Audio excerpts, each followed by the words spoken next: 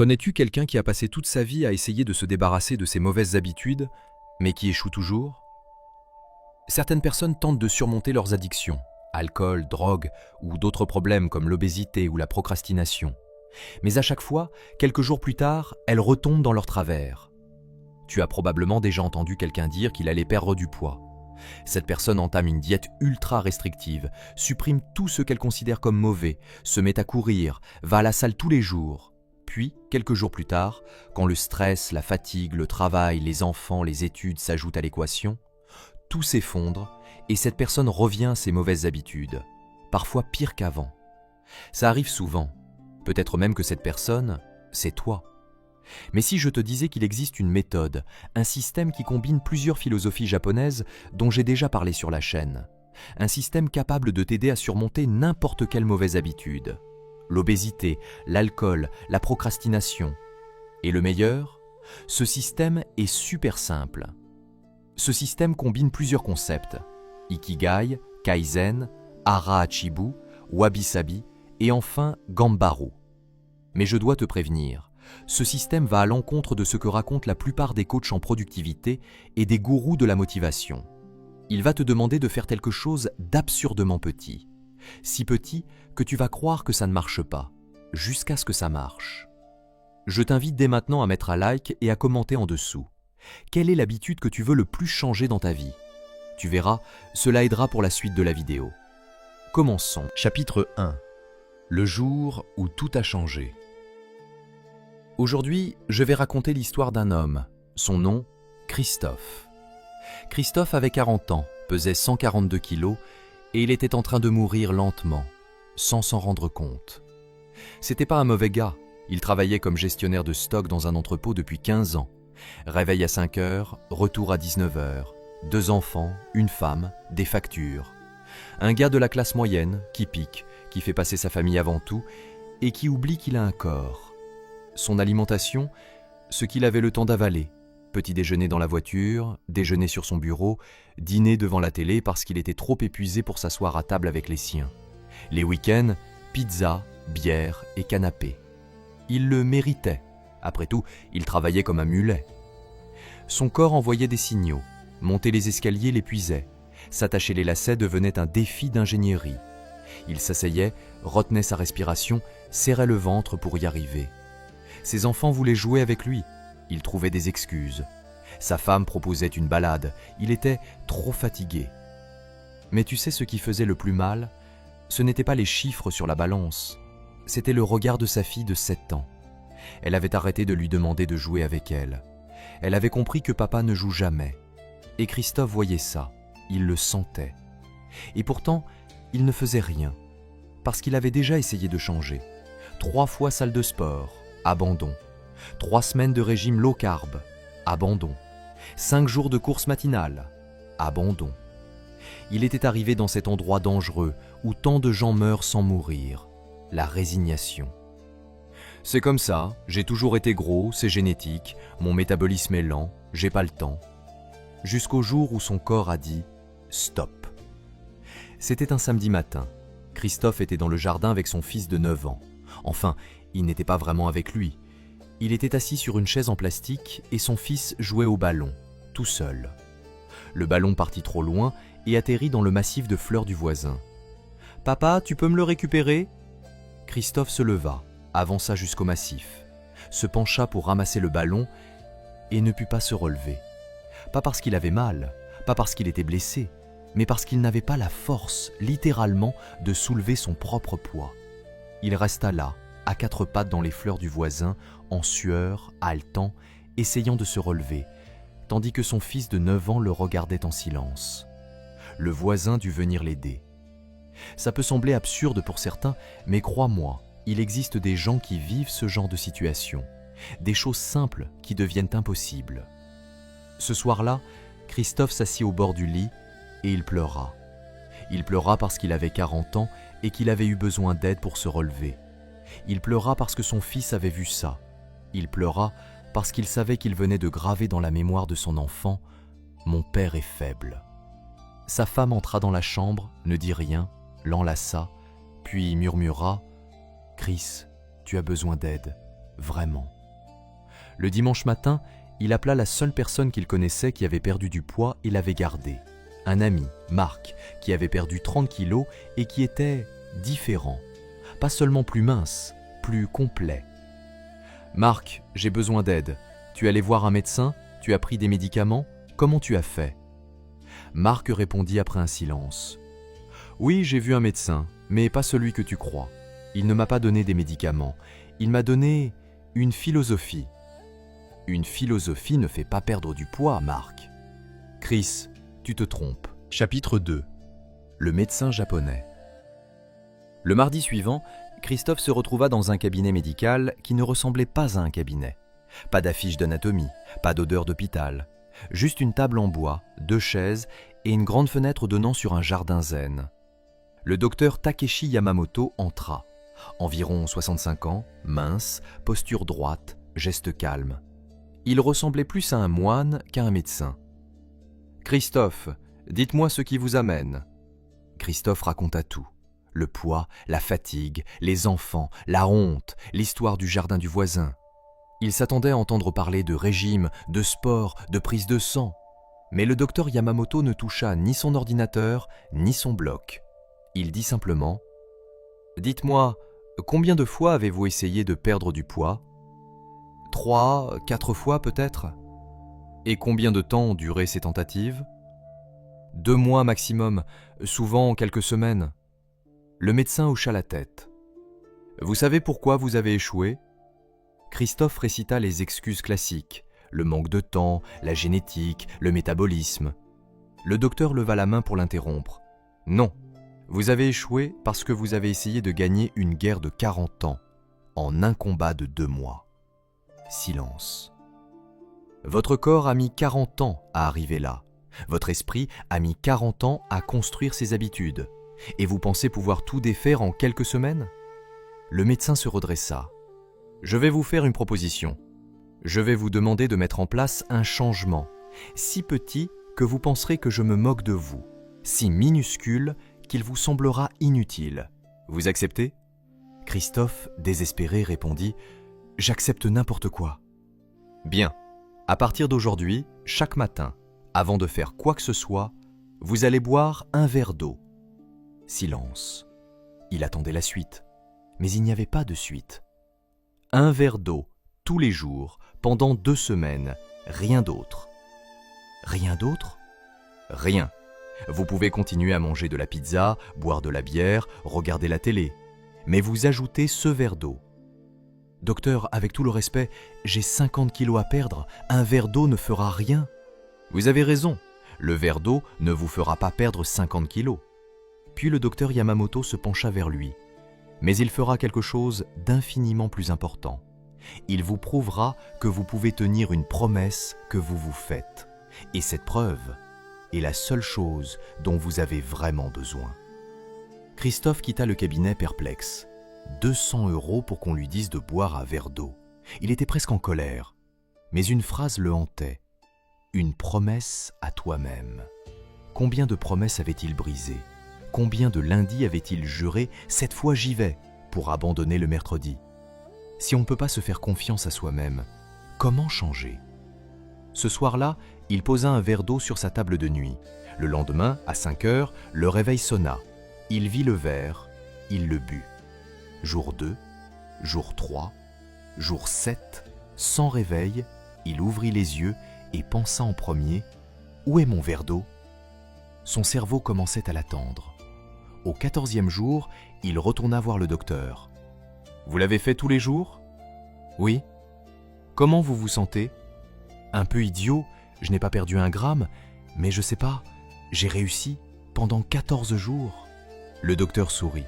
« Vous venez de découvrir le Kaizen, l'amélioration continue par des changements microscopiques. Ce n'était pas le verre d'eau, Christophe, c'était la preuve que vous pouviez changer. Vous êtes prêt pour la suite ?» Christophe hocha la tête. « Continuez le verre d'eau et maintenant, mettez la moitié de ce que vous mettez d'habitude dans votre assiette. » La moitié ? C'est ridicule. Vous pourrez vous resservir si, après 20 minutes, vous avez encore faim. Christophe accepta. 3 semaines plus tard, il avait perdu 3 kilos. Chapitre 3. La philosophie cachée. Le docteur ne lui avait pas encore dit qu'il lui enseignait plusieurs piliers d'une philosophie japonaise complète. Kaizen, Hara Hachibu, Ikigai, Wabi-sabi, Gambaru.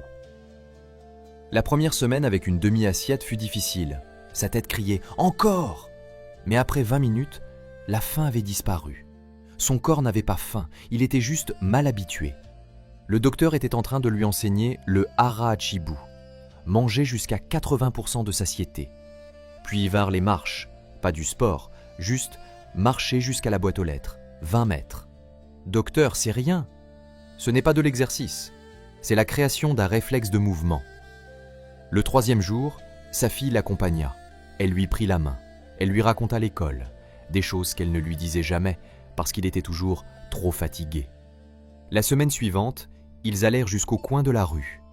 2 mois plus tard, 8 kilos. Mais surtout, une lumière dans son regard. « Pourquoi faites-vous tout ça ?» demanda le docteur. Christophe réfléchit pour la première fois. « Je veux voir mes enfants grandir. Je veux accompagner ma fille à l'hôtel un jour. Je veux être là pour ma femme. Je veux être quelqu'un dont je suis fier. » Voilà votre Ikigai. Plus jamais Christophe ne pensa à l'eau ou aux calories.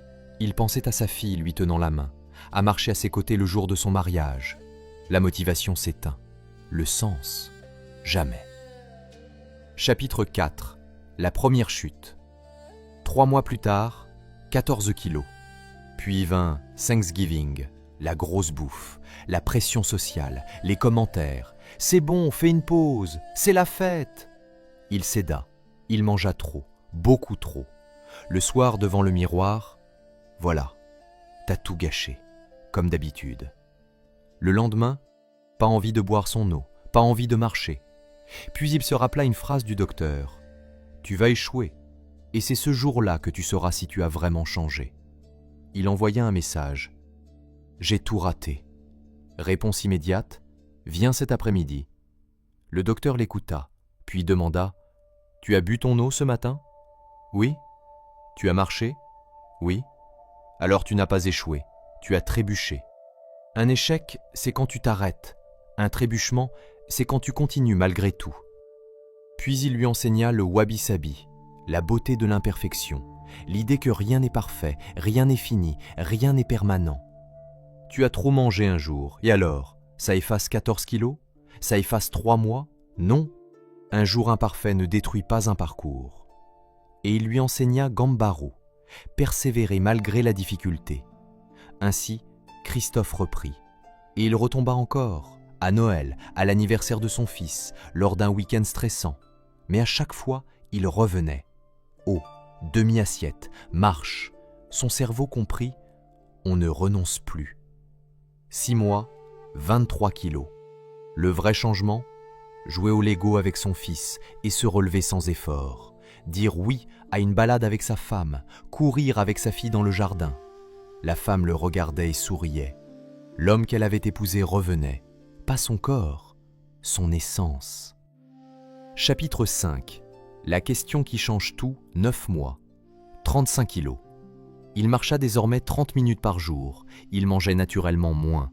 Le docteur demanda « Quand avez-vous pensé pour la dernière fois à abandonner ?» Christophe réfléchit, mais ne s'en souvenait plus. Vous savez pourquoi ? Parce que vous avez arrêté d'essayer de changer. Vous avez commencé à vivre différemment. Le docteur dessina 5 cercles. Ikigai, ton but. Kaizen, 1% d'amélioration par jour. Hara Hachibu, la modération. Wabi-sabi, l'imperfection. Gambaru, la persévérance. Ce n'est pas un système pour perdre du poids, c'est un système pour transformer ta vie. Chapitre 6. Le moment de vérité. 12 mois. Analyse sanguine. Cholestérol normal. Tension parfaite. Glycémie impeccable. Vous avez commencé un traitement ? Demanda le docteur perplexe. Oui, je bois de l'eau le matin. Le médecin ne comprit pas la blague, mais Christophe, lui, oui. Ce n'était pas l'eau, c'était 365 petits choix. 18 mois, 52 kilos, 90 kilos, Sa fille eut 9 ans. Ils jouèrent au parc, il courut avec eux. Un parent lui demanda « Comment t'as fait ?» Christophe sourit. Un pas après l'autre. Le soir, sa femme lui dit « Tu sais ce que j'aime le plus dans ta transformation ? Ce n'est pas que tu as maigri, c'est que tu es revenu. » Chapitre 7. Le système complet 2 ans après la première consultation. Christophe pesait 88 kilos. Il maintenait son poids. Il continuait eau, marche, 80% de satiété. Et maintenant, il aidait d'autres personnes. Quel est le plus petit changement que tu peux faire aujourd'hui ? Aller à la salle ? Non, plus petit. Boire un verre d'eau ? Voilà, pendant 2 semaines. 9 personnes sur 10 ne reviennent jamais. Elles cherchent la solution miracle. Mais la 10e revient et elle réussit. Le docteur Yamamoto prit sa retraite. Lors de leur dernière rencontre, il dit « Tu sais, tu n'as jamais eu besoin de moi. Je t'ai juste donné la permission d'aller lentement, d'être imparfait, de continuer malgré tout. La force, tu l'avais déjà. » Christophe pleura parce qu'il comprit. Chapitre 8. L'héritage. Dans son salon, 2 photos. La première, Christophe, 142 kilos, assis sur une chaise, regardant ses enfants jouer, sans participer. La seconde, Christophe, 88 kilos, au sol, en train de jouer au Lego, sa fille sur son dos, en train de rire. Sa femme avait pris cette photo en secret. Pourquoi tu l'as prise ? Parce que c'est le moment que j'attendais depuis 10 ans, le moment où tu es revenu. Mais le plus beau, sa fille de 12 ans a dit un jour « Mon père est la personne la plus disciplinée que je connaisse. » Pourquoi ? Parce qu'elle l'a vu, boire son eau, marcher, trébucher, se relever, toujours. Elle a appris que la transformation, ce n'est pas la motivation, c'est l'identité. Conclusion. Le défi que je te lance. Si tu es encore là, c'est que tu cherches quelque chose. Peut-être perdre du poids, peut-être vaincre une addiction, peut-être arrêter de vivre à côté de ta propre vie. Et tu te dis peut-être, ça ne marchera pas pour moi. Ton histoire est différente, oui, mais le système, lui, est universel. Le problème n'est pas que tu ne sais pas quoi faire, tu le sais très bien. Le problème, c'est que tu veux tout changer d'un coup. Tu veux gagner une guerre de 20 ans en 21 jours. Et tu échoues. Et tu confirmes ton identité. Je suis quelqu'un qui n'y arrive pas. Mais c'est faux. Tu utilises juste le mauvais système. La méthode japonaise n'est pas une méthode de transformation rapide, c'est une méthode de transformation permanente. Tu n'as pas besoin de 30 jours, tu as besoin de 30 ans de constance. Alors je te pose la même question que le docteur Yamamoto posa à Christophe. Quel est le plus petit changement que tu peux mettre en place aujourd'hui ? Un verre d'eau ? Une minute de marche ? Une page lue ? 5 pompes ? Une minute de respiration ? Mais si petit que ton cerveau ne peut pas trouver d'excuses. Fais-le pendant 14 jours, seulement ça, pas plus. Et au 14e jour, tu auras acquis la seule preuve qui compte. Tu peux tenir une promesse envers toi-même. À partir de là, tu peux tout changer, brique après brique, 1% par jour. Ikigai te donne le sens, Kaizen te donne la méthode, Hara Hachibu te donne la modération, Wabi Sabi te donne la compassion, Gambaru te donne la force. Tu n'as pas besoin de tout aujourd'hui, tu as juste besoin de commencer. Et quand tu trébucheras, pas si, mais quand, tu ne renonceras pas, tu te relèveras, parce que la pratique n'est pas l'art de ne jamais tomber, c'est l'art de se relever, toujours. Commence à changer dès maintenant en faisant une action simple. Écris en commentaire sous cette vidéo quel est le plus petit changement que tu vas faire demain matin. Je lirai chaque commentaire et dans 2 semaines, je reviendrai voir qui a tenu bon, qui a bu son verre d'eau, qui a fait ses 5 pompes, qui a fait le premier pas vers la personne qu'il veut devenir. Tu n'as pas besoin d'être parfait, tu dois juste commencer. Merci infiniment pour ton attention. Si tu es encore là, c'est que tu es vraiment prêt pour ta transformation. Mets un like sur cette vidéo, abonne-toi et je t'attends dans l'espace commentaire.